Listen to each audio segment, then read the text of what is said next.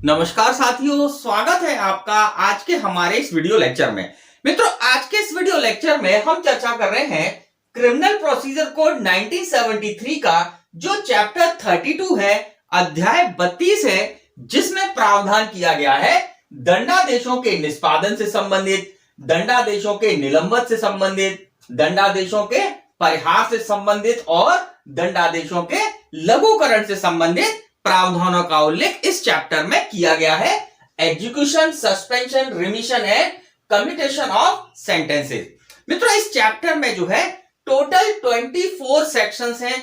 कुल 24 धाराएं हैं, जो कि धारा 413 से लेकर धारा 435 तक विस्तृत है। मित्रों, इस चैप्टर में जो है इन धाराओं को कुल 5 भागों में, टोटल 5 पार्ट्स में डिस्ट्रीब्यूट किया गया है। Part A, part B, part C, part D and part E के अंतर्गत। अब अध्ययन की दृष्टि से हम यहां पर इन 24 धाराओं को 2 भागों में बांटेंगे, जिससे कि हम इनको अच्छे से समझ पाए। जिसके अंतर्गत पार्ट फर्स्ट के अंतर्गत हमने जो है दंडादेशों के निष्पादन से संबंधित जो प्रावधान है इस चैप्टर के अंतर्गत सेक्शन 413 से लेकर 431 तक, धारा 413 से लेकर धारा 431 तक जो प्रावधान दंडादेशों के निष्पादन से संबंधित हैं, उन्हें हम पहले पार्ट में रख रहे हैं। फिर जो सेकंड पार्ट है, जिसके अंतर्गत दंडादेशों का निलंबन, परिहार और लघुकरण से संबंधित प्रावधान है, सेक्शन 432 से लेकर सेक्शन 435 तक, टोटल 5 सेक्शंस हैं। तो इस चैप्टर को इस तरह से हम डिस्ट्रीब्यूट कर ले कि भाई जो सेक्शन दंडादेश के निष्पादन से संबंधित है उन्हें हम एक साथ अध्ययन करें, और जो सेक्शन दंडादेशों के परिहार, दंडादेशों के निलंबन और लघुकरण से संबंधित है, उन्हें हम जो है एक साथ अलग कर अध्ययन करें। अब यहां पर हम ये भी आपको बता दें कि दंडादेशों के निष्पादन से संबंधित जो धाराएं हैं 413 से लेकर 431 तक, इन धाराओं को हमारे बियर एक्ट में जो है पार्ट ए से लेकर पार्ट डी तक डिस्ट्रीब्यूट किया है। जैसे पार्ट ए में जो है मृत्यु दंडादेश के निष्पादन से संबंधित प्रावधान है, सेक्शन 413 से लेकर 416 तक, टोटल 4 धाराएं हैं। फिर वहीं हम देखें बी पार्ट में, जो कि कारावास के संबंध में है कि भाई अगर किसी पर्सन को इम्प्रिजमेंट का पनिशमेंट मिला है तो ऐसा कारावास जो है उसका एग्जीक्यूशन कैसे करा जाएगा। तो यहां पर कारावास से संबंधित भी जो है टोटल 4 सेक्शंस हैं, 4 धाराएं हैं, धारा 417 से लेकर धारा 420 तक। फिर इसके बाद न्यायालय जो है किसी व्यक्ति के ऊपर जुर्माना अधिरोपित करती है, तो ऐसे दंडादेश को कैसे एग्जीक्यूट कराया जाएगा। तो जुर्माने का उद्ग्रहण से संबंधित प्रावधान जो है धारा 421 से लेकर धारा 424 तक वर्णित है। टोटल 4 धाराएं हैं, मतलब कि जहां पर मृत्यु दंडादेश, इसमें भी टोटल 4 धारा है। मृत्यु दंडादेश के एग्जीक्यूशन से रिलेटेड, कारावास से संबंधित जो प्रावधान है एग्जीक्यूट कराने के, उसके लिए भी 4 धाराएं हैं। जुर्माने के उद्ग्रहण से संबंधित जो धारा है वो भी टोटल 4 हैं। फिर इसमें जो आखिरी पार्ट किया गया है डी पार्ट, जो कि निष्पादन के संबंध में साधारण उपबंध बतलाता है, जो कि टोटल 7 सेक्शन है, 425 से लेकर 431 तक। तो आपको ये समझ में आ गया होगा कि किस प्रकार से इस चैप्टर में जो है पार्ट्स कर जो है इसको जो है अरेंज किया गया है। और इसी चैप्टर में ई पार्ट जो किया गया है वो दंडादेश के निलंबन, परिहार और लघुकरण से संबंधित धाराओं को एक साथ कर पार्ट किया गया है। तो मित्रों, इस प्रकार से इस चैप्टर में जो है टोटल 5 पार्ट्स में डिस्ट्रीब्यूट है, टोटल 24 सेक्शन। तो मित्रों, शुरू करते हैं आज का यह इंटरेस्टिंग एंड नॉलेजेबल वीडियो। मित्रों, चैप्टर 32 को अध्ययन की दृष्टि से हमने 2 भागों में डिस्ट्रीब्यूट किया, जिसमें पहले पार्ट में दंडादेशों के निष्पादन से संबंधित प्रावधान है, और इस प्रावधानों के अंतर्गत जो पहला टॉपिक है वो है मृत्यु दंडादेशों के संबंध में। बात को समझिएगा, हमने जब सीआरपीसी की सेक्शन 28 को देखा तो वहां पर हमने क्या प्रावधान देखे कि सेशन न्यायालय या अपर सेशन न्यायाधीश जो है विधि द्वारा प्राधिकृत कोई भी दंडादेश दे सकता है, लेकिन जब वह मृत्यु दंडादेश देगा तो ऐसी कंडीशन में उस मृत्यु दंडादेश को हाईकोर्ट के द्वारा पुष्ट किया जाना आवश्यक है। तो यहां पर जब सेशन न्यायालय ने मृत्यु दंडादेश दिया तो ऐसी कंडीशन में उस दंडादेश को एग्जीक्यूशन से संबंधित प्रावधानों का उल्लेख जो है धारा 413 से लेकर धारा 416 तक वर्णित है, जिसमें हम देखते हैं एक एक करके धारा। तो सबसे पहले धारा 413 सेक्शन 413 ये कहती है कि जब सेक्शन 368 के अधीन दिया गया आदेश का निष्पादन, तात्पर्य यह है कि सेशन न्यायालय ने किसी व्यक्ति को मृत्यु दंडादेश दिया तो ऐसी कंडीशन में सेक्शन 366 के तहत, हम आपको पहले बता चुके हैं सेक्शन 366 में क्या है,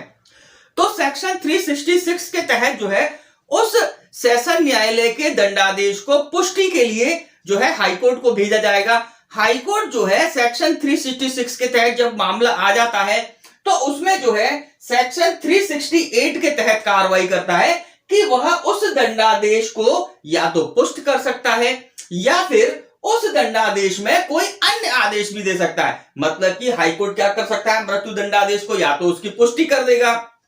या फिर कोई अन्य दंडादेश दे सकता है। तो यहां पर जो है धारा 413 में इन्हीं सब बातों के बारे में प्रावधान किया गया है। तो ये सेक्शन कहती है कि धारा 368 के तहत अधीन कोई आदेश दिया गया है तो उसका निष्पादन जो है सेशन न्यायालय द्वारा करवाया जाता है। बात को समझिएगा,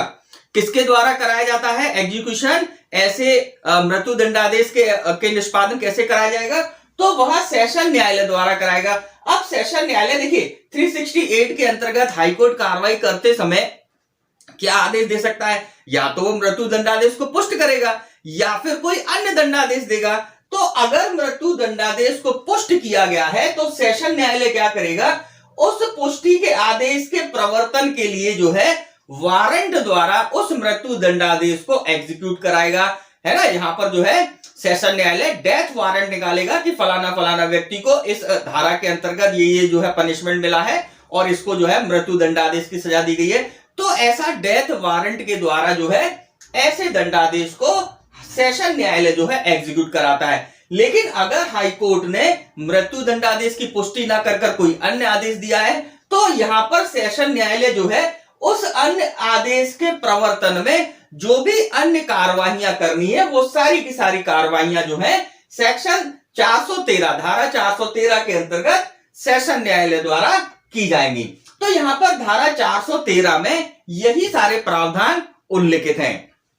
अब हम देखते हैं अगली धारा, धारा 414। अब बात को समझिएगा, सेक्शन 414 में यह प्रावधान किया गया है कि मान लीजिए सेशन न्यायालय ने जो है किसी व्यक्ति को कोई दंडादेश दिया, अब वो व्यक्ति जो है हाई कोर्ट में अपील में चला गया। अब अपील में या पुनरीक्षण में चला गया, बात को समझिए, या तो अपील में हाई कोर्ट गया है या पुनरीक्षण में हाई कोर्ट गया है। तो ऐसी कंडीशन में अगर हाई कोर्ट ने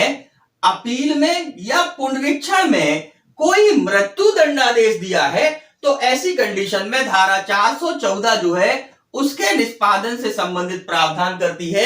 कि हाईकोर्ट ने अगर अपील में या पुनरीक्षण में मृत्यु दंडादेश दिया है तो ऐसी कंडीशन में सेशन न्यायालय, ध्यान रखिएगा,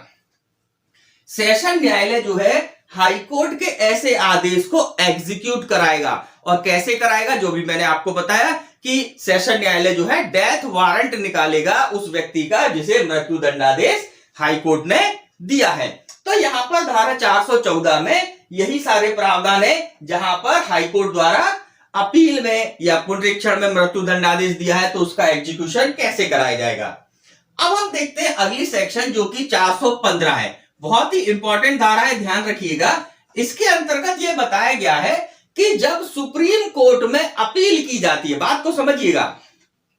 हाई कोर्ट ने मृत्यु दंडादेश को पुष्ट कर दिया है ना, तो ऐसी कंडीशन में अगर वह व्यक्ति सुप्रीम कोर्ट में माननीय सर्वोच्च न्यायालय में अपील करता है तो उस अपील की दशा में जो मृत्यु दंडादेश है, जो कैपिटल पनिशमेंट दिया गया है, जो डेथ सेंटेंस दिया गया है, उसको जो है पोस्टपोन्ड कर दिया जाने से संबंधित प्रावधान धारा 415 में व्यवस्थित है। अब यहां पर ध्यान रखिएगा कि सुप्रीम कोर्ट में जो अपील करते हैं तो उसके लिए 3 व्यवस्थाएं हैं जो कि इस सेक्शन में वर्णित हैं कि इस तरीके से अगर अपील की जाती है तो हाईकोर्ट जो है ऐसे दंडादेश को क्या करेगा। तो यहां पर उपधारा 1 के अंतर्गत यह व्यवस्था की गई है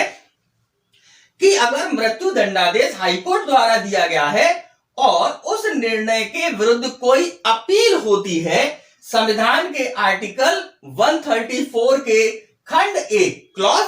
1 के अंतर्गत के उपखंड ए और बी का और खा के अधीन अगर कोई सुप्रीम कोर्ट में अपील हो सकती है। यहां पर आप ध्यान रखिएगा कि ऐसी अपील सुप्रीम कोर्ट में होती है, यह हाईकोर्ट को पता है। तो ऐसी कंडीशन में हाईकोर्ट क्या कर सकेगा? ऐसी कंडीशन में हाईकोर्ट जो है उस मृत्यु दंडादेश को तब तक के लिए जो है उसको पोस्टपोन करेगा जब तक कि वह अपील की अवधि बीत ना जाए, या फिर अगर अपील कर दी गई है तो सुप्रीम कोर्ट के द्वारा जब तक अपील का निराकरण नहीं कर दिया जाता उस अवधि तक के लिए हाईकोर्ट क्या करेगा? उस दंडादेश को पोस्टपोन करने का आदेश इस क्लॉज के अंतर्गत दे सकता है। अब हम इसी सेक्शन का जो उपधारा 2 है, सब सेक्शन 2 है, ये क्या कहती है? ये कहती है जहां हाईकोर्ट द्वारा मृत्यु दंडादेश दिया गया है या उसकी पुष्टि की गई है और दंडादिष्ट व्यक्ति संविधान के आर्टिकल 132 के अधीन या आर्टिकल 134 के सब क्लॉज 1 के खंड 1 के सब क्लॉज उपखंड सी के अधीन प्रमाण पत्र दिए जाने के लिए हाईकोर्ट से आवेदन करता है। दूसरी कंडीशन कि सुप्रीम कोर्ट में अपील करने के लिए हाईकोर्ट से आवेदन किया जा रहा है कि हाईकोर्ट जो है ऐसा प्रमाण पत्र दे कि जो है हम सुप्रीम कोर्ट में अपील कर पाए। तो ऐसी कंडीशन में उस आवेदन का जो कि प्रमाण पत्र के लिए जो है हाईकोर्ट में लगाया है, तो उस आवेदन के लंबित रहने की अवधि तक के लिए हाईकोर्ट क्या कर सकता है? ऐसे मृत्यु दंडादेश को पोस्टपोन करने का आदेश जो है इस क्लॉज के अंतर्गत दे सकता है। और अगर मान लीजिए कि आवेदन लगाया गया सर्टिफिकेट के लिए, प्रमाण पत्र के लिए, और हाईकोर्ट ने प्रमाण पत्र दे दिया, तो ऐसी कंडीशन में उस प्रमाण पत्र में जो है हाईकोर्ट क्या करेगा कि एक अवधि का टाइम फिक्स कर देगा कि जो है इस प्रमाण पत्र के आधार पर आप जो है 1 महीने के भीतर, 45 दिन के भीतर जो है अपील कर लीजिए। तो उस अवधि के लिए भी कि जहां हाईकोर्ट ने प्रमाण पत्र दे दिया है, तो उस अवधि जो प्रमाण पत्र में वर्णित है उस अवधि में भी ऐसे दंडादेश को पोस्टपोन्ड रहने का आदेश जो है हाईकोर्ट इस क्लॉज के अंतर्गत दे सकता है। तो आपको ये दोनों क्लॉज समझ में आ गए होंगे। अब हम देखते हैं तीसरा उपखंड, या कह सकते हैं सब सेक्शन 3 सेक्शन 415 का। अब ये क्या व्यवस्था करता है, समझिएगा बात को। इसके अंतर्गत कहा गया है कि जहां हाईकोर्ट द्वारा मृत्यु दंडादेश दिया गया है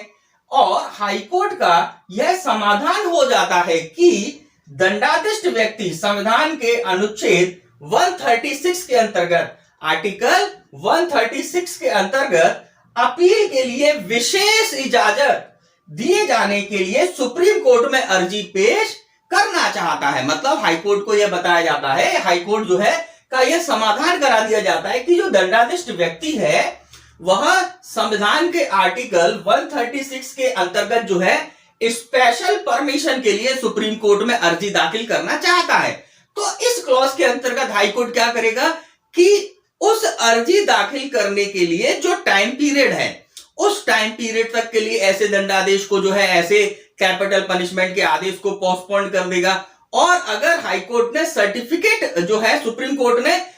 सर्टिफिकेट दे दिया है, विशेष इजाजत की परमिशन दे दी है, तो ऐसी कंडीशन में हाईकोर्ट जो है तब तक के लिए पोस्टपोन कर देगा जब तक कि वह अवधि जो है जिसमें वो करना था वह बीत न जाए। तो कुल मिलाकर यह है कि विशेष इजाजत वाली क्लॉज में कि अगर विशेष इजाजत सुप्रीम कोर्ट से ली जानी है तो उस उतनी अवधि तक जितना कि जो है हाईकोर्ट आवश्यक समझे कि भाई इतने समय के भीतर आप जो है विशेष इजाजत के लिए एप्लीकेशन लगा लो, तो उतनी अवधि तक के लिए ऐसे कैपिटल पनिशमेंट को, ऐसे डेथ सेंटेंस को पोस्टपोन करने से संबंधित प्रावधान है। मित्रों, इस प्रकार धारा 415 के अंतर्गत उस कंडीशन का उल्लेख किया गया है जहां पर मृत्यु दंडादेश की सुप्रीम कोर्ट में अपील की जाती है, तो उतनी अवधि तक के लिए जो है, जब तक अपील जो है सुप्रीम कोर्ट द्वारा डिसाइड ना की जाए, तब तक ऐसे आदेश को पोस्टपोन्ड किए जाने से संबंधित प्रावधानों का उल्लेख यहां वर्णित है। अब हम देखते हैं धारा 416 जो कि प्रीलिम्स एग्जाम के लिए, प्री एग्जाम के लिए टॉप मोस्ट इंपॉर्टेंट धारा है। इसमें क्या उल्लेख किया गया है? इसमें यह बताया गया है कि गर्भवती स्त्री को मृत्यु दंडादेश का मुलतवी किया जाना। बात को समझिएगा कि एक बार अगर हाईकोर्ट ने किसी मृत्यु दंडादेश को पुष्ट कर दिया, अब तत्पश्चात हाईकोर्ट के समक्ष यह तथ्य लाया गया कि जिस महिला को मृत्यु दंडादेश दिया गया है,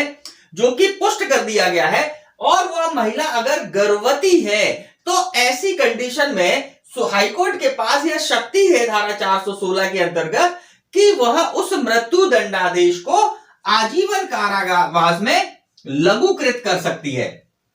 अब यहां पर एक बात और अपने को ध्यान रखना है कि 2008 के संशोधन के द्वारा, 2008 के संशोधन के द्वारा इसमें कुछ और शब्द भी थे जिन्हें लोप कर दिया गया, रिपील कर दिया गया, जिसके अंतर्गत क्या व्यवस्था थी कि दंडादेश का निष्पादन मुलतवी किए जाने के लिए आदेश देगा। मतलब हाईकोर्ट जो है क्या कर सकता था कि वह जब उसको यह प्रतीत कराया जाता था कि भाई कि कोई महिला जो है गर्भवती है और जिसे मृत्यु दंडादेश दिया है, तो उस आदेश को जो है, उस आदेश के निष्पादन को मुलतवी किया जा सकता था। लेकिन यहां पर 2008 के संशोधन के द्वारा इन शब्दों को रिपील्ड कर दिया गया। अब वर्तमान में परिस्थिति क्या है कि हाईकोर्ट क्या कर सकता है, उस मृत्यु दंडादेश को आजीवन कारावास में लघुकृत कर सकता है। तो यहां पर पोस्टपोन वाले जो प्रावधान थे उनको हटा दिया गया कि भाई अगर कोई महिला गर्भवती है और उसने अपराध किया था, लेकिन उस बच्चे ने तो अपराध नहीं किया था,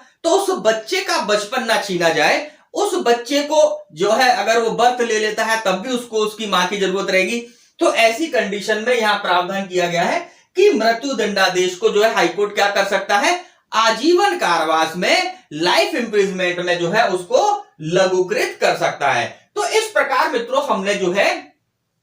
पार्ट ए के अंतर्गत, जो हमारा पार्ट फर्स्ट का जो ए पार्ट है जिसमें हमने मृत्यु दंडादेश का एग्जीक्यूशन कैसे कराया जाएगा उससे संबंधित क्या क्या प्रावधान है, जो हमने धारा 413 से लेकर धारा 416 तक के प्रावधानों को देखा। अब हम देखते हैं हमारे इसी पार्ट का जो बी पार्ट है या बी टॉपिक है, जिसके अंतर्गत कारावास से संबंधित प्रावधान दिए गए हैं कि अगर किसी व्यक्ति को इम्प्रिजमेंट का पनिशमेंट दिया गया है तो उसको एग्जीक्यूट कैसे कराया जाएगा।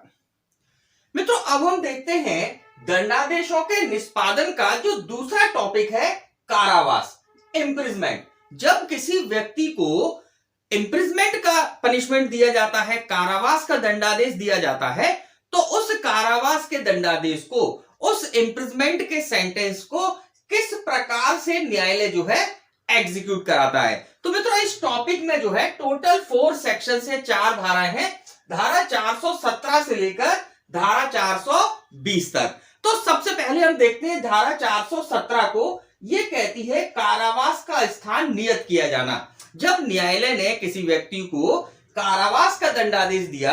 अब उसके बाद जो है उस व्यक्ति को किस जेल में रखा जाएगा, किस स्थान में उसको जो है इम्प्रिजमेंट किया जाएगा, तो इसके लिए प्रावधान करती है धारा 417। इसके अंतर्गत जो है 3 उपधाराएं हैं, 3 सबसेक्शन है, जिसमें सबसेक्शन 1 ये प्रावधान करती है कि राज्य सरकार यह निर्देश दे सकती है कि ऐसे व्यक्ति को कहां निरुद्ध रखा जाए, जिस व्यक्ति को इम्प्रिजमेंट मिला है, जिस व्यक्ति को कारावास का दंडादेश दिया गया है, उसको कहां इम्प्रिजमेंट या कहां उसको रखा जाना है, इसके बारे में निर्देश जो है राज्य सरकार दे सकती है। अब यहां पर एक और व्यवस्था दी गई है कि मान लीजिए कि कोई व्यक्ति जिसे कारावास का दंडादेश दिया गया है किसी आपराधिक मामले में, अगर वह व्यक्ति ऑलरेडी पहले से ही किसी जेल में, किसी सिविल मामले में सिविल जेल में बंद है, तो ऐसी कंडीशन में जब कारावास का दंडादेश दिया जाता है तो उसे सिविल जेल से दांडिक जेल में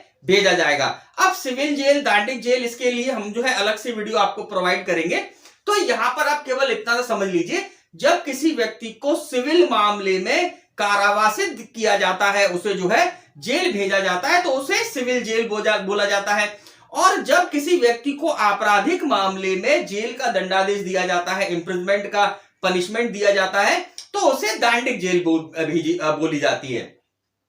तो यहां पर उपधारा 2 में यह प्रावधान किया गया है कि अगर कोई व्यक्ति सिविल जेल में बंद है और उसी व्यक्ति को किसी आपराधिक मामले में दंडादेश किया गया है, इम्प्रिजमेंट के पनिशमेंट से, कारावास के दंडादेश से, तो ऐसी कंडीशन में जो मजिस्ट्रेट है, जो न्यायालय है, वह यह निर्देश दे सकता है कि उस व्यक्ति को सिविल जेल से दांडिक जेल में भेज दिया जाए। अब यहां पर जब किसी व्यक्ति को सिविल जेल से दांडिक जेल में भेज दिया जाता है,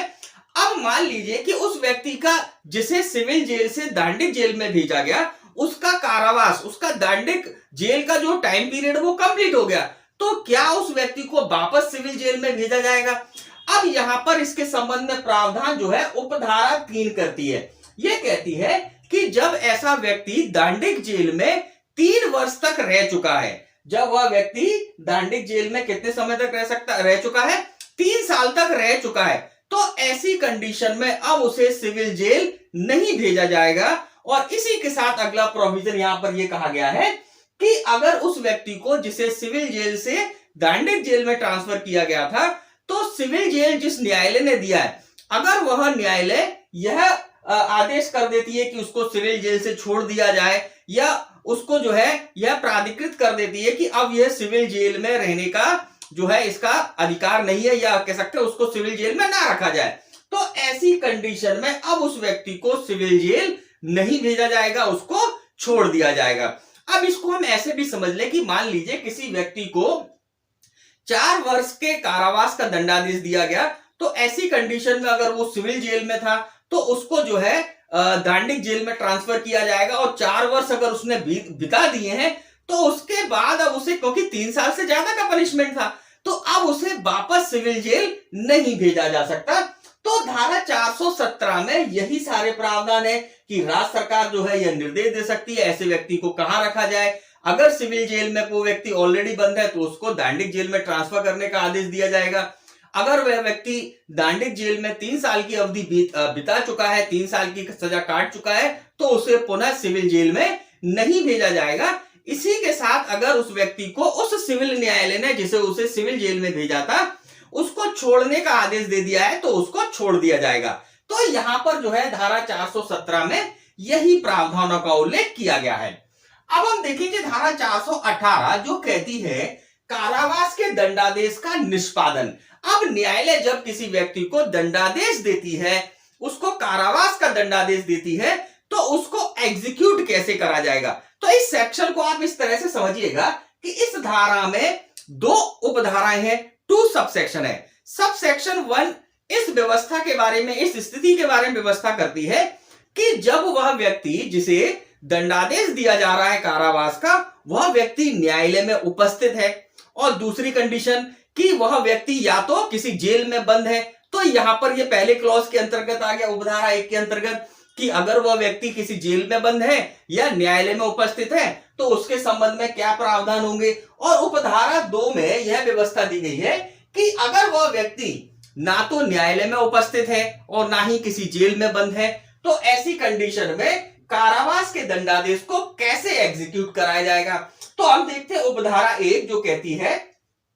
जहां अभियुक्त दंडादेश सुनाए जाने के समय जेल में निरुद्ध है या न्यायालय में उपस्थित है, तो न्यायालय अपने दंडादेश को कैसे एग्जीक्यूट कराएगा। तो देखिएगा, जेल में निरुद्ध है तो तत्काल वारंट जेल को भेज देगा। मतलब अगर वो व्यक्ति जेल में बंद है तो न्यायालय कारावास का दंडादेश देकर वारंट बनवा लेगा। वारंट बनवाने के बाद उस वारंट को जेल में भेज दिया जाएगा, जिससे कि जेल प्राधिकारी उसको जो है, जो उसका पनिशमेंट है उसको भुगताए। और इसी के साथ अगर वह व्यक्ति जो है जेल में बंद नहीं है लेकिन न्यायालय में उपस्थित है, तो न्यायालय क्या करेगा। जेल में बंद नहीं है लेकिन न्यायालय में उपस्थित हो तो न्यायालय क्या करेगा, न्यायालय जेल वारंट बनवाकर उस व्यक्ति को वारंट के साथ जेल में भेजने का निर्देश देगा। तो यहां पर यह व्यवस्था किसके लिए है, जहां पर वह व्यक्ति या तो जेल में बंद है या न्यायालय में उपस्थित है। अब यहां पर यह भी प्रावधान किया गया है कि मान लीजिए न्यायालय ने किसी व्यक्ति को जो दंडादेश दिया, वो कैसा दंडादेश दिया कि न्यायालय के उठने तक का दंडादेश दिया, कि व्यक्ति जो है न्यायालय में है तो न्यायालय जब तक नहीं उठ रहा है तब तक वो व्यक्ति न्यायालय में खड़ा रहेगा। तो ऐसी कंडीशन में जब न्यायालय में जो है न्यायालय के उठने तक का दंडादेश दिया है, तो देखा जाए वो भी इंप्रिजमेंट ही है, किसी व्यक्ति को जो है उसकी स्वतंत्रता को जो है भंग कर दिया गया है। तो ऐसी कंडीशन में जब दंडादेश न्यायालय के उठने तक का है तो उस दशा में ऐसे न्यायालय को वारंट बनाना आवश्यक नहीं है, वहां जो है वारंट इशू नहीं किया जाएगा। अन्य दशाओं में हमने देखा जबकि किसी व्यक्ति को जेल वगैरह भेजना है तो जेल वारंट बनाकर जेल भेज दिया जाता है, लेकिन अगर न्यायालय के उठने तक का आदेश है तो वारंट बनाने की आवश्यकता नहीं है। अब हम देखते हैं उपधारा 2 यह प्रावधान करती है कि जहां वह व्यक्ति, जैसे जहां अभियुक्त न्यायालय में उस समय उपस्थित नहीं है जब उसे कारावास का दंडादेश दिया गया है, तो सिंपल सी बात है वो व्यक्ति जो है न्यायालय में उपस्थित नहीं है और जेल में भी बंद नहीं है, तो यहां पर क्या प्रावधान लागू होंगे तो देखिएगा, तो न्यायालय क्या करेगा, पहले तो उस व्यक्ति को गिरफ्तारी का वारंट जारी कर देगा कि फलाना फलाना व्यक्ति को कारावास का दंडादेश दिया गया है, तो उस व्यक्ति को गिरफ्तार कर लिया जाए। और गिरफ्तार जब कर लिया जाएगा, अब प्रश्न ये उत्पन्न होता है कि भाई जिस डेट को कारावास का दंडादेश दिया है और वह व्यक्ति जो है 1 महीने बाद अगर वह गिरफ्तार हुआ है तो उस कारावास का जो दंडादेश है उसकी अवधि कहां से प्रारंभ होगी। तो बहुत सिंपल सी बात है, जिस डेट को, जिस तारीख को वह व्यक्ति गिरफ्तार किया गया है उस तारीख से वह दंडादेश जो है प्रारंभ होगा। तो उपधारा 2 के अंतर्गत यह प्रावधान है और दंडादेश उसकी गिरफ्तारी की तारीख से प्रारंभ होगा। तो यहां पर हमने देखा 418 के अंतर्गत कि न्यायालय जब कारावास का दंडादेश देती है तो उसको एग्जीक्यूट कैसे कराती है, इससे संबंधित प्रावधान। अब हम देखते हैं धारा 419 को, सेक्शन 419 को। ये क्या कहती है, ये कहती है निष्पादन के लिए वारंट का निर्देशन। जब न्यायालय जो है वारंट बनाती है तो उस वारंट को एग्जीक्यूट कराने के लिए जो है निर्दिष्ट किसको किया जाता है, तो बहुत सिंपल सी बात है कि जो जेल का भारसाधक अधिकारी है या अन्य स्थान जहां पर ऐसे व्यक्ति को निरुद्ध रखा जाना है उसका जो भारसाधक व्यक्ति है, यह भारसाधक जो है या तो जेलर हो सकता है या जेल का सुपरिटेंडेंट हो सकता है। जो भी ऐसे जेल का भारसाधक व्यक्ति है, जो भी ऐसे अन्य स्थान का भारसाधक व्यक्ति है जहां निरुद्ध रखा जाना है, तो उस भारसाधक व्यक्ति को ऐसा वारंट निर्दिष्ट होता है। क्लियर है बात। तो यहां पर धारा 419 में यही प्रावधान किए गए हैं कि निर्देशन किसको किया जाएगा, तो ऐसे जेल या अन्य स्थान के भारसाधक व्यक्ति को निर्देश किया जाएगा। अब देखते हैं धारा 420 ये कहती है कि वारंट किसको सौंपा जाएगा। देखिए निर्दिष्ट तो कर दिया कि भाई जेल का भारसाधक व्यक्ति जो है ऐसे दंडादेश को एग्जीक्यूट करवाएगा, उसको जो है भुगताएगा, लेकिन जो वारंट है इसको सौंपा किसको जाएगा, तो उसके संबंध में प्रावधान धारा 420 के अंतर्गत की गए कि जो वारंट है वहां पर निर्दिष्ट कर दिया गया है अब वारंट को सौंपना है, तो वारंट सौंपा जाता है जेलर को। जो भी जेल है उसके जेलर को वारंट सौंपा जाएगा और वो जेलर जो है उसको एग्जीक्यूट कराएगा, उसको निष्पादित कराएगा। तो मित्रों यहां पर जो है जो हमने दंडादेशों के निष्पादन से संबंधित दूसरा टॉपिक है जो कि कारावास से संबंधित प्रावधान करता है कि कारावास के दंडादेशों को, इम्प्रिजमेंट के पनिशमेंट को कैसे न्यायालय एग्जीक्यूट कराता है, जिसके संबंध में ये सारे प्रावधान देखे। अब हम देखते हैं हमारे इसी पार्ट का दंडादेशों के निष्पादन का जो तीसरा टॉपिक है, थर्ड टॉपिक है, जो कि जुर्माने के संबंध में कि अगर न्यायालय ने जुर्माना अधिरोपित किया है तो उसे कैसे वसूला जाएगा। मित्रों दंडादेशों के निष्पादन के अंतर्गत जो हमारा तीसरा टॉपिक है, थर्ड टॉपिक है, वो है जुर्माने का उद्ग्रहण, जुर्माने की वसूली। मित्रों इस टॉपिक के अंतर्गत टोटल 4 सेक्शंस हैं, 4 धाराएं हैं। सेक्शन 421 से लेकर सेक्शन 424 तक। इन सेक्शंस के अंतर्गत यह बतलाया गया है कि जब किसी अपराधी को न्यायालय ने जुर्माने का दंडादेश दिया है तो उस जुर्माने के दंडादेश को एग्जीक्यूट कैसे कराया जाएगा, न्यायालय जो है उस जुर्माने की वसूली जो है किस किस प्रकार से की जा सकती है, उसके संबंध में क्या क्या प्रावधान है, वह सब की सब जो है इस चैप्टर के अंतर्गत या इस टॉपिक के अंतर्गत वर्णित है सेक्शन 421 से लेकर सेक्शन 424 तक। तो सबसे पहले देखते हैं धारा 421, ये कहती है कि जुर्मानित कर वारंट। इस सेक्शन के अंतर्गत यह बताया गया है कि न्यायालय ने जब किसी मामले में किसी अपराधी के ऊपर जुर्माना अधिरोपित किया है तो तो वह न्यायालय जो है ऐसे जुर्माने के उद्ग्रहण के लिए, वसूली के लिए जो है वारंट जारी कर सकती है। अब इस सेक्शन के अंतर्गत जो है टोटल 3 उपधाराएं हैं जो कि जुर्माने से संबंध में जो है वारंट से संबंधित हैं। अब उपधारा 1 के अंतर्गत यह व्यवस्था दी गई है कि अगर न्यायालय को उस जुर्माने की वसूली के लिए उस अपराधी व्यक्ति की किसी जंगम संपत्ति को, किसी मूवेबल प्रॉपर्टी को सीज करना है या उसको जो है विक्रय कराकर जुर्माना वसूलना है, तो ऐसी कंडीशन में न्यायालय क्या कर सकता है? न्यायालय जो है उसके लिए वारंट जारी कर सकता है कि भाई इस संपत्ति को जो है कुर्क कर विक्रय कर जो है जुर्माने की वसूली कर ली जाए। अब ये प्रावधान जो है क्या कहां दिया गया है? सेक्शन 421 की उपधारा 1 के का खंड के अंतर्गत यह बताया गया है कि न्यायालय को अगर मूवेबल प्रॉपर्टी से किसी जंगम संपत्ति की कुर्की और विक्रय कर अगर जुर्माने की वसूली करानी है तो न्यायालय जो है उसके लिए वारंट जारी कर सकता है। अब इसके बाद जो है यहां पर जो बी पॉइंट है, खा खंड है, इसमें यह उल्लेखित किया है कि अगर न्यायालय को किसी ऐसे अपराधी व्यक्ति की जंगम या स्थावर संपत्ति, मूवेबल और इमूवेबल प्रॉपर्टी, अब यहां पर ध्यान देने वाली बात यह है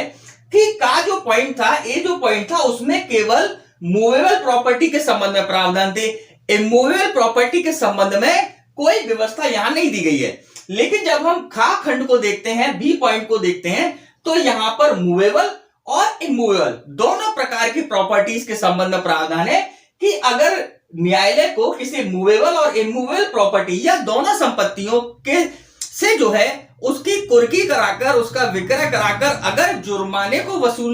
वसूलवाना है, तो ऐसी कंडीशन में न्यायालय जो है क्या करेगा? बात को समझिएगा कि जिले के कलेक्टर के द्वारा, मतलब जिले के कलेक्टर को प्राधिकृत करते हुए उसे वारंट जारी कर सकता है। जिले के कलेक्टर को जो है उसको प्राधिकृत करते हुए वारंट जारी कर सकता है कि वह जो है ऐसी मूवेबल और इमूवेबल प्रॉपर्टी, जंगम या स्थावर संपत्ति या दोनों को जो है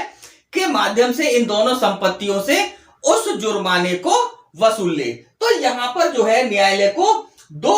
कह सकते हैं खंडों के अंतर्गत भिन्न भिन्न शक्तियां दी गई हैं कि वह खुद भी वारंट जारी कर सकता है वसूल कराने के लिए, या फिर वारंट जारी कर सकता है कलेक्टर को संबोधित करते हुए, प्राधिकृत करते हुए कि वह जो है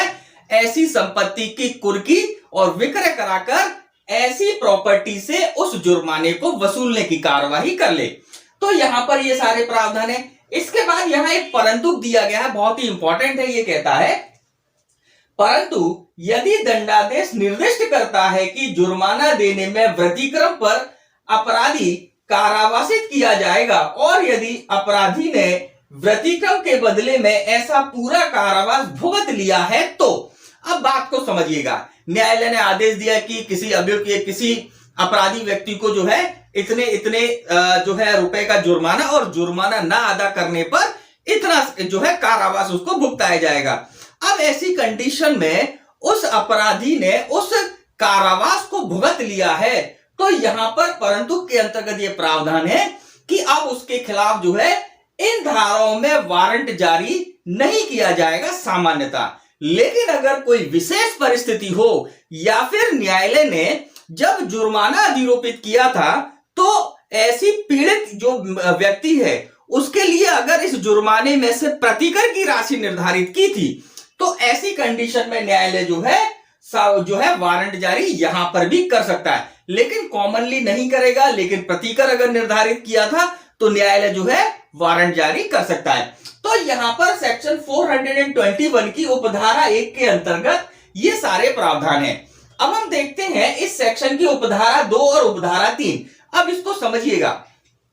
कि उपधारा 2 जो है यह उपधारा 1 से ही कनेक्टेड है और इसी के साथ साथ जो उपधारा 3 है वो भी 1 से कनेक्टेड है। अब इसको कैसे समझेंगे कि उपधारा 2 के अंतर्गत यह प्रावधान दिया गया है कि उपधारा 1 के खंड का के अंतर्गत जब मजिस्ट्रेट जो है वारंट जारी करता है किसी मूवेबल प्रॉपर्टी को जब्त कराने के लिए, सीज कराने के लिए, तो उसके संबंध में जो है यहां पर उपधारा 2 के अंतर्गत प्रावधान दिया गया है कि राज्य सरकार जो है नियम बना सकती है कि उपधारा 1 के खंड का के अधीन जुर्माना कैसे वसूला जाएगा और दावे और आपत्तियां कैसे निपटाई जाएंगी। हो सकता है कि जिस संपत्ति को कुड़क न्यायालय ने करवाया है उस संपत्ति के ऊपर जो है कोई अन्य व्यक्ति, उस अपराधी व्यक्ति से भिन्न कोई अन्य व्यक्ति दावे आपत्ति लगा रहा हो, कोई दावा आपत्ति पेश कर रहा हो, तो उसको कैसे निपटाया जाएगा इसके बारे में राज्य सरकार जो है नियम बना सकती है। यह प्रावधान उपधारा 2 के अंतर्गत उल्लिखित है।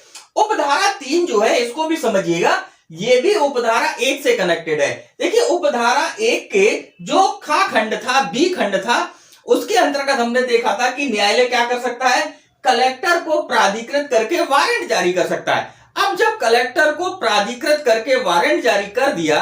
तो अब कलेक्टर जो है ऐसी कुड़की या ऐसे विक्रय या ऐसी संपत्ति से कैसे वसूलेगा, तो यहां पर ये डायरेक्शन दिए गए हैं उपधारा 3 में कि कलेक्टर उपधारा 1 के खंड खा के अधीन वारंट प्राप्त होने पर रकम को भू राजस्व, अब यहां पर ध्यान रखिएगा, भू राजस्व की बकाया की वसूली से संबंधित विधि के अनुसार वसूल करेगा। मतलब कि कलेक्टर जो है क्या कार्रवाई करेगा, कैसे कार्रवाई करेगा, जो कि भू राजस्व को वसूल करने के लिए जिस विधि के अंतर्गत कार्रवाई की जाती है उसी विधि के अंतर्गत यहां पर जो है कलेक्टर उस जुर्माने को वसूलने के लिए कार्रवाई करेगा। लेकिन यहां एक परंतु है कि ऐसी वसूली की कार्रवाई में अब उस व्यक्ति को गिरफ्तारी और कारावासित या निरोध में नहीं रखा जाएगा। तो यहां पर 421 सेक्शन 421 के अंतर्गत ये प्रावधान जो है वर्णित हैं। अब हम देखते हैं अगली सेक्शन जो कि सेक्शन 422 है, धारा 422 है।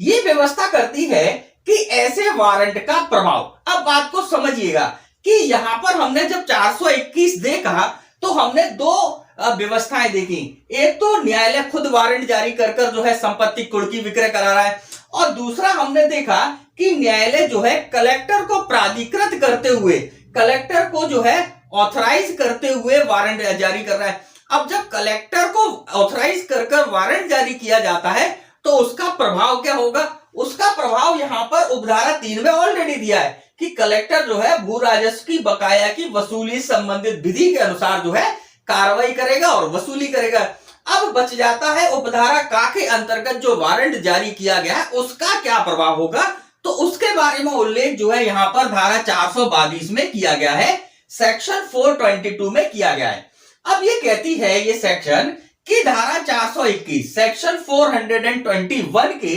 क्लॉज 1 खंड का मतलब उपधारा 1 के उपखंड का के वारंट का प्रभाव। अब क्या प्रभाव होगा, बात को समझिएगा कि वो जो वारंट जारी किया गया है वह उस न्यायालय की, जिस न्यायालय ने वारंट जारी किया है उस न्यायालय की अधिकारता के अंदर, उसका जो भी अधिकारता है उसके अंदर उसको एग्जीक्यूट कराया जा सकेगा उस वारंट को। और दूसरा यहां पर यह प्रभाव दिया गया है कि मान लीजिए उस वारंट को उस न्यायालय की अधिकारता से बाहर अगर एग्जीक्यूट कराना है, क्योंकि उस व्यक्ति की संपत्ति उस न्यायालय की अधिकारता से बाहर है, तो यहां पर यह व्यवस्था दी गई है कि अगर ऐसा कराना है तो न्यायालय जो है उस क्षेत्र के, जिस क्षेत्र में संपत्ति स्थित है उस क्षेत्र के जिला मजिस्ट्रेट, जो भी डिस्ट्रिक्ट मजिस्ट्रेट है, उसके पृष्ठांकन के साथ जो है, उसके पृष्ठांकन पर जो है ऐसे वारंट को उस जिले में, उस क्षेत्र में भी एग्जीक्यूट करा सकता है जो कि उस न्यायालय की जुरिडिक्शन से बाहर है। तो यहां पर जो है सेक्शन 422 के अंतर्गत यही प्रावधान दिए गए हैं जो कि महत्वपूर्ण है। अब हम देखते हैं जो हमारी अगली सेक्शन है, सेक्शन 423 धारा 423। अब इसको समझिएगा, इसमें क्या प्रावधान दिए गए हैं कि मान लीजिए कि किसी ऐसी न्यायालय ने कोई जो है दंडादेश दिया है जो कि जुर्माने का दंडादेश है, लेकिन वह न्यायालय जो है इस संहिता के अंतर्गत जो क्षेत्र भारत का विस्तारित है उसके बाहर का न्यायालय, और वो न्यायालय ये चाहता है कि जहां पर इस संहिता का विस्तार है उस क्षेत्र के अंतर्गत या उस क्षेत्र के अंदर जो है उस वारंट को एग्जीक्यूट कराया जा सके। तो यहां पर यह व्यवस्था दी गई है कि उस वारंट को एग्जीक्यूट कराया जा सकता है जहां पर इस संहिता का क्रिमिनल प्रोसीजर कोड 1973 का विस्तार क्षेत्र है, वहां पर अगर एग्जीक्यूट कराना है तो उसके लिए व्यवस्था दी गई है कि जिले के कलेक्टर, जिस जिले में संपत्ति है उस जिले के कलेक्टर के द्वारा जो है उस कह सकते हैं कि उस जुर्माने की वसूलने की कार्रवाई की जाएगी। और कलेक्टर साहब जो है कैसे कार्रवाई करेंगे, जैसे कि हमने 421 के अंतर्गत देखा था कि कलेक्टर साहब जो है भू राजस्व की बकाया की वसूली संबंधित विधि का लॉ का उपयोग कर कर जो है ऐसी वसूली करते हैं। तो यहां पर भी जो है सेक्शन 423 के अंतर्गत कलेक्टर को प्राधिकृत किया गया है कि कलेक्टर के द्वारा जो है ऐसे जुर्माने की वसूली की कार्यवाही की जा सकती है, जो ऐसे न्यायालय द्वारा आदेश दिया गया है जो कि इस संहिता के विस्तार क्षेत्र से बाहर का न्यायालय। क्लियर हो गई बात। तो यहां पर जो है ये सारे प्रावधान है। अब हम देखते हैं हमारा नेक्स्ट क्लॉज, नेक्स्ट धारा 424 ये व्यवस्था करती है कारावास के दंडादेश के निष्पादन का निलंबन। अब बात को समझिएगा, जहां न्यायालय ने किसी व्यक्ति को किसी जुर्माने अधिरोपित किया है, केवल जुर्माना अधिरोपित किया है और जुर्माना ना अदा करने पर उसको कारावास का दंडादेश भी वर्णित किया है, तो ऐसी कंडीशन में न्यायालय जो है क्या क्या कर सकता है, वहां इसके बारे में प्रावधान यहां पर उल्लिखित है। न्यायालय जो है क्या कर सकेगा कि उस व्यक्ति को या तो तत्काल कह देगा कि आप जुर्माना भरिए, लेकिन अगर वो व्यक्ति जुर्माना तत्काल देने में असमर्थ है तो न्यायालय यहां पर इस सेक्शन के अंतर्गत ऐसे व्यक्ति को आदेश दे सकेगा कि जिस डेट को न्यायालय ने जुर्माने का आदेश दिया है उसके 30 दिन के भीतर कोई भी डेट डिसाइड कर देगा कि उस दिन जो है उस जुर्माने को संदाय कर दे। लेकिन अगर वो व्यक्ति बोलता है कि साहब मैं इतना जुर्माना एक साथ नहीं दे सकता, तो न्यायालय क्या कर सकता है, उस जुर्माने को जो है किस्तों में विभक्त कर सकता है, उसको जो है इंस्टॉलमेंट में कर सकता है। और न्यायालय जो है यहां पर जब इंस्टॉलमेंट में करेगा तो पहली इंस्टॉलमेंट जो पहला जो किस्त है वह उस आदेश की, जो आदेश दिया गया उसके 30 दिन के भीतर जो है उसको जमा करना होगा और उसकी आगे की किस्तें जो है एक एक महीने के 30-30 दिन के अंतराल पर जो है जमा कराई जाएंगी। तो यहां पर यह प्रावधान है। अब इसके यहां पर देखते हैं कि अगर मान लीजिए वो व्यक्ति जो है ऐसा करने को तैयार हो गया लेकिन अब उसको छोड़ देंगे तो क्या पता वो पकड़ में ना आए, तो यहां पर न्यायालय क्या करेगा कि उस व्यक्ति से बोलेगा कि आप जो है जब भी जुर्माना जो डेट डिसाइड किए उस दिन जुर्माना भरेंगे, लेकिन जब तक के लिए आप बंद पत्र निष्पादित कर दीजिए कि आप उस तारीख को न्यायालय में आएंगे और जुर्माना अदा करेंगे। तो यहां पर जो है इस दंडादेश को तब तक के लिए निलंबित कर दिया जाता है और यहां पर व्यक्ति बंद पत्र भरकर जो है छूट जाता है। लेकिन उपधारा 2 ये कहती है कि अगर वो व्यक्ति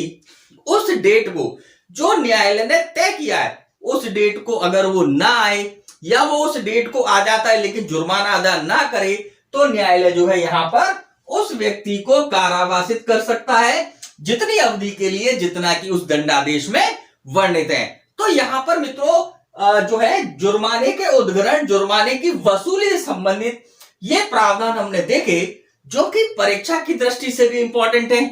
प्री एग्जाम में भी पूछा जा सकता है और मेंस एग्जाम में भी पूछा जा सकता है। मित्रों इसी के साथ आज का ये वीडियो लेक्चर हम यहीं पर समाप्त कर रहे हैं, क्योंकि ये जो चैप्टर है थोड़ा लेंथी चैप्टर है और इसको जो है एक ही वीडियो लेक्चर में कंप्लीट नहीं किया जा सकता। अगर हम करने का प्रयास भी करेंगे तो ये बोरिंग हो जाएगा, तो इसको 2 पार्ट में कर रहे हैं। तो आज के इस वीडियो लेक्चर में हमने जो है चैप्टर 32 की सेक्शन 413 धारा 413 से लेकर धारा 424 तक के प्रावधानों को देखा जो कि संबंधित हैं दंडादेशों के निष्पादन से संबंधित, जिसमें हमने 3 टॉपिक्स को देखा कि अगर न्यायालय ने मृत्यु दंडादेश दिया है तो उसके निष्पादन से संबंधित क्या क्या प्रावधान है, अगर न्यायालय ने कारावास का दंडादेश दिया है तो उसके एग्जीक्यूशन से संबंधित क्या प्रावधान है, और इसी के साथ साथ अगर न्यायालय ने जुर्माने का दंडादेश दिया है कि जुर्माना अधिरोपित किया है तो जुर्माने के वसूल करने, जुर्माने की उद्ग्रहण करने के लिए क्या क्या प्रक्रियाएं फॉलो की जाएगी, इसके बारे में प्रावधान जो है आज के वीडियो लेक्चर में हमने देखे। हमारे जो अगला वीडियो लेक्चर होगा जिसमें हम जो है इन प्रावधानों को कंप्लीट करेंगे, दंडादेशों के निष्पादन संबंधित एक और टॉपिक बचा है, जैसे कि 3 टॉपिक हमने देख लिए, चौथा टॉपिक जो है वो बचा हुआ है, तो उस टॉपिक को भी करेंगे। और इसके बाद जो है जो हमारा पार्ट 2 है, हमने इस चैप्टर को 2 पार्ट्स में बांटा है।